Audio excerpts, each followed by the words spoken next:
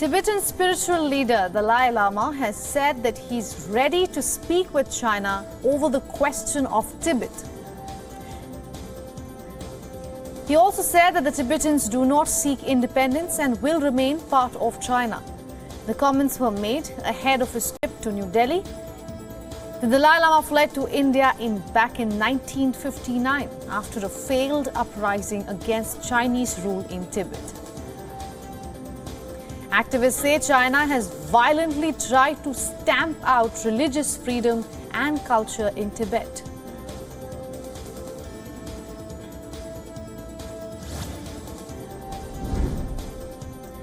President Joe Biden says the United States has destroyed the last of its declared chemical weapons stockpile.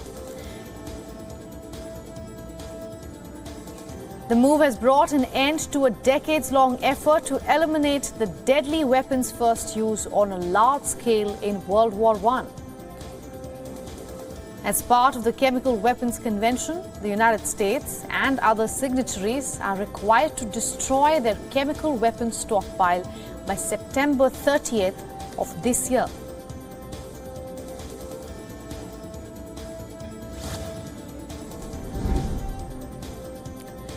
Russia has said its forces had repelled Ukrainian attacks on multiple fronts, while Ukrainian forces claim that they had attacked Russian military personnel and its equipment.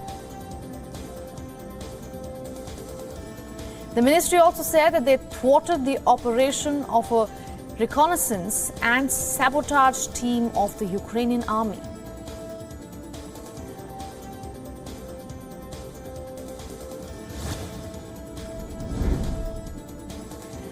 U.S. Treasury Secretary Janet Yellen met with 6 female economists in Beijing in an effort to promote gender diversity.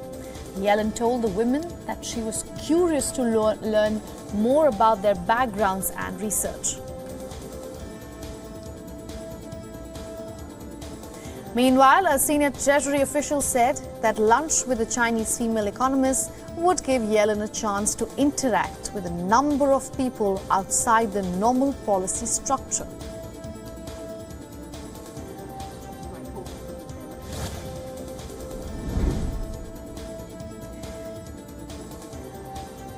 UN Secretary General Antonio Guterres has expressed that the world does not want to see the continued use of cluster munitions in Ukraine.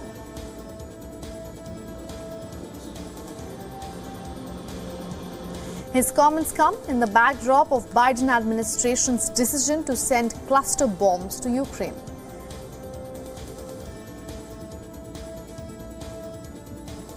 Washington's move to provide cluster munitions to Ukraine has triggered severe criticism from some of its allies and humanitarian groups.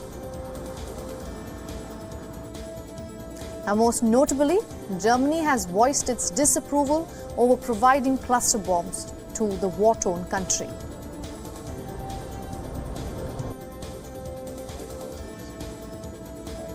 Supports.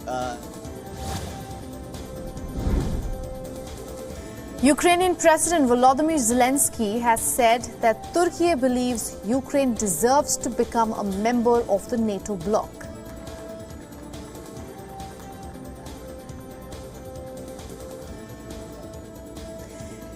Zelensky met with his Turkish counterpart yesterday as part of a tour of NATO member countries ahead of the summit in Vilnius.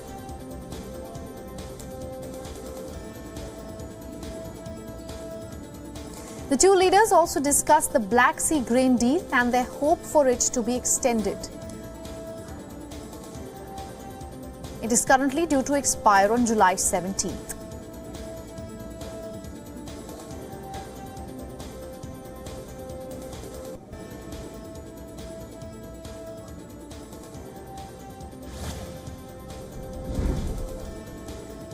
Turkey's President Recep Tayyip Erdogan said that he was pressing Russia to extend a Black Sea grain deal by at least 3 months.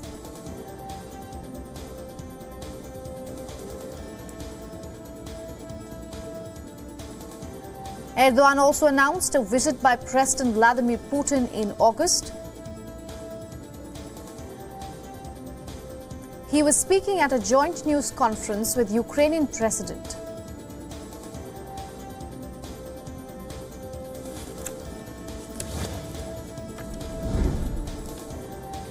The White House and the Pentagon have defended the decision to provide cluster munitions to Ukraine.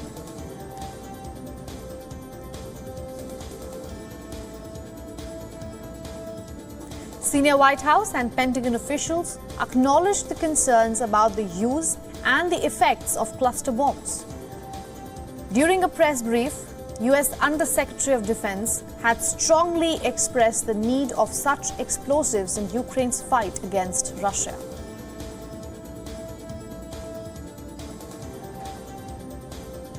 The official also emphasized that the new bombs are more effective than cluster munitions being used by Russia.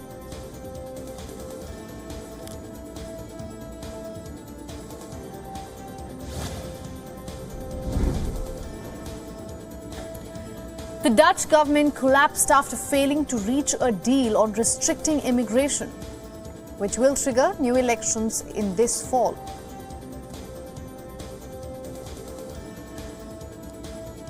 The crisis was triggered by a push by Prime Minister Mark Rutte's conservative VVD party to limit the flow of asylum seekers to the Netherlands.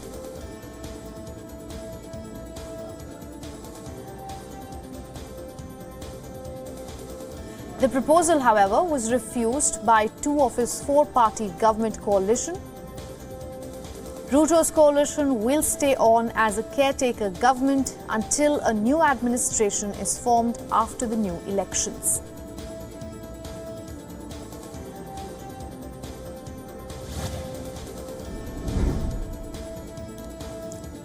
Japan marked 1 year since former Prime Minister Shinzo Abe was gunned down by a man during an election speech. The death of Japan's longest-serving Prime Minister rattled a nation unused to gun violence. Prime Minister Fumio Kishida and other senior officials and lawmakers joined Abe's widow at a private memorial service at a Buddhist temple in Tokyo.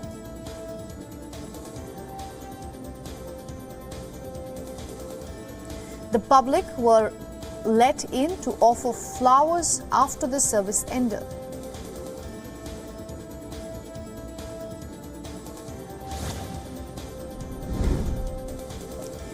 During an interview with the CNN, US President Joe Biden said that he had warned his Chinese counterpart Xi Jinping to be careful following his meeting with Russian President Vladimir Putin. Biden says that he cautioned Xi to be careful as being heavily reliant on Western investments.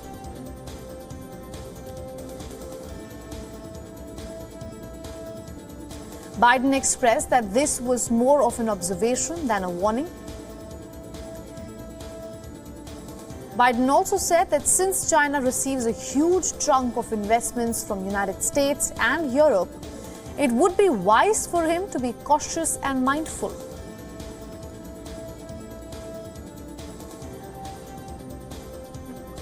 Putin and Xi chaired a brief meeting in March during which both the countries' leaders shared warm words of friendship and echoed their criticism for the West.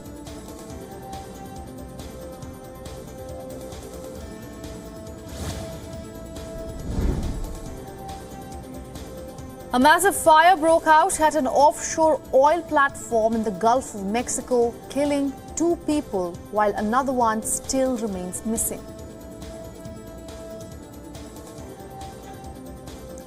The offshore oil platform is run by Mexican state oil company Pemex. Video circulating on social media showed the massive platform and its tangle of pipelines engulfed in flames as nearby boats sought to douse the fire. The oil platform operates in Mexico's field, one of the most productive oil fields in the world. According to company data, the oil field is responsible for producing over 170,000 barrels per day.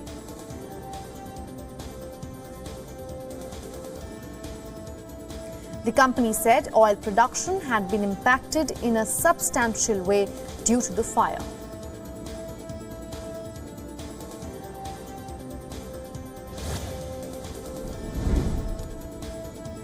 The medical system in Sudan's greater capital area is on the brink of a collapse, as only 20% of medical institutions remain barely operational.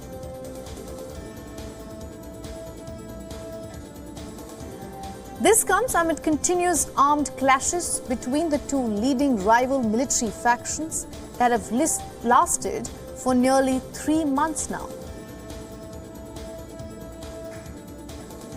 The data released by the Red Cross show that 18 hospitals were hit by bombing, while 21 others were occupied by armed forces.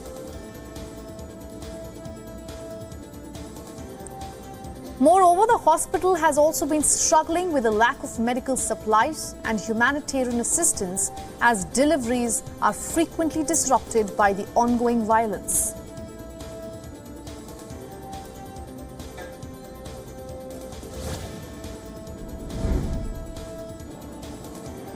Kenyan police fired dozens of tear gas into a crowd of opposition supporters as they marched through the city of Nairobi to protest against tax hikes. Opposition leader Raila Odinga called the protests to oppose tax increases imposed at a time when the country is grappling with inflation.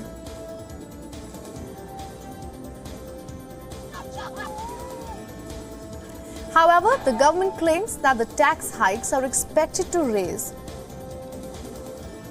and will raise $1.42 billion a year.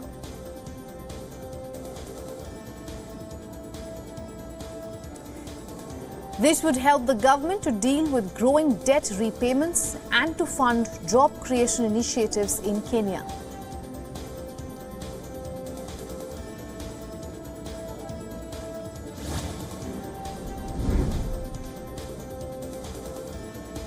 The mass shooter who targeted Hispanic shoppers at a Walmart in Texas and killed 23 people is being sentenced to 90 consecutive life terms in prison.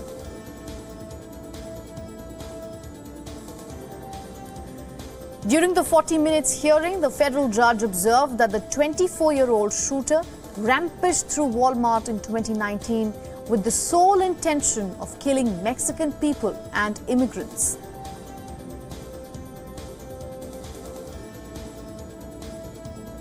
Just before the assault, the shooter posted a manifesto on the internet that declared that this attack is a response to the Hispanic invasion of Texas. The shooter still faces Texas state charges that could result in the death penalty.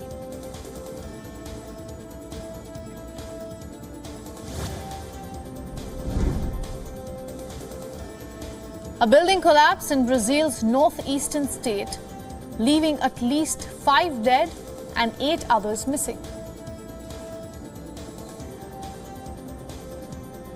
According to the civil defense authorities, the rescuers strive to find more victims under the rubble.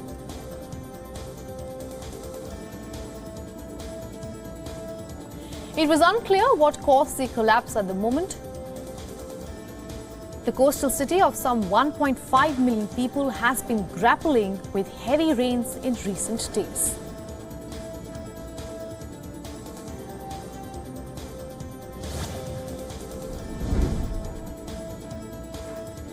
New data released by the Ministry of Health, Labour and Welfare of Japan shows that real wages has fallen for 14 consecutive months.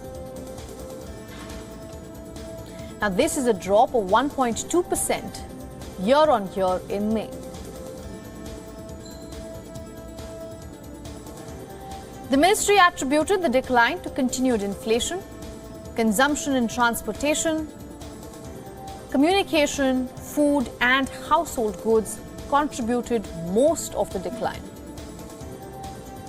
Among them, food consumption expenditure sagged for 8 consecutive months due to cuts in spending on fish, shellfish and meat.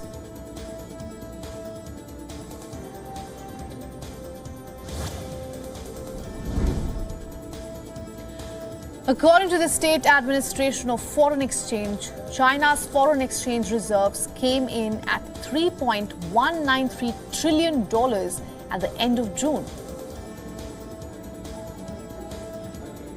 This is up by 0.52%.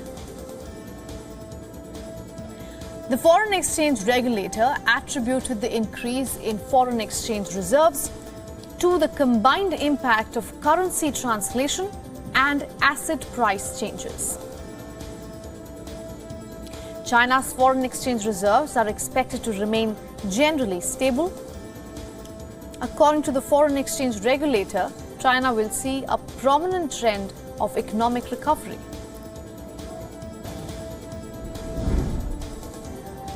Officials in Iraq are investigating what is behind the death of thousands of fish in the south of the country. This comes after piles of lifeless silver carps were found floating in clumps on the banks of the Al-Eaz River this week.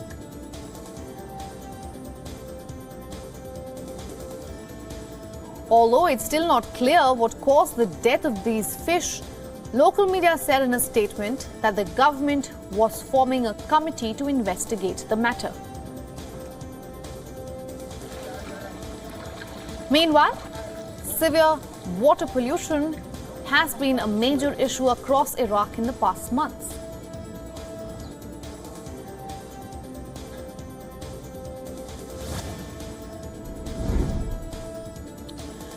According to data of the United States National Weather Service, the global average temperature set the highest record for 3 consecutive times as the scorching heat continued to hit many places across the world.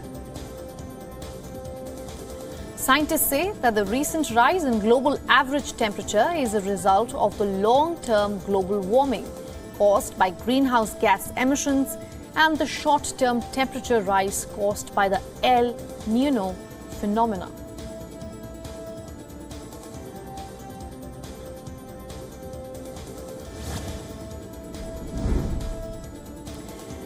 The world is moving towards technological advancements every day, and the United Nations has put a novel method to implement its goals that lead to a sustainable future. The UN Technology Agency showcased many humanoid robots at the AI for Good Summit in Switzerland.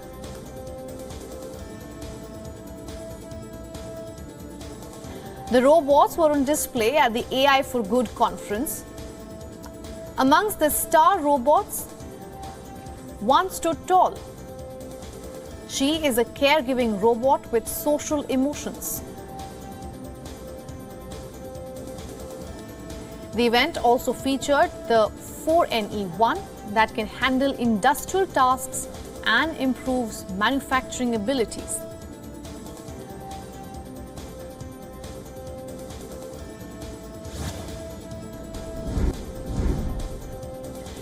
Paris Saint-Germain have signed midfielder Manuel Ugarte from Sporting Lisbon for a reported fee of $65 million.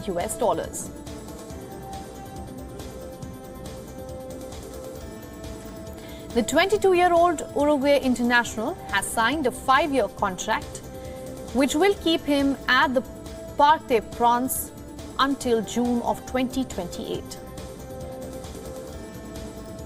Ugarte is PSG's 3rd new recruit in the close season after they signed centre-back Milan Skriniar. They also took in forward Marco Asensio on free transfers from Inter Milan and Real Madrid, respectively.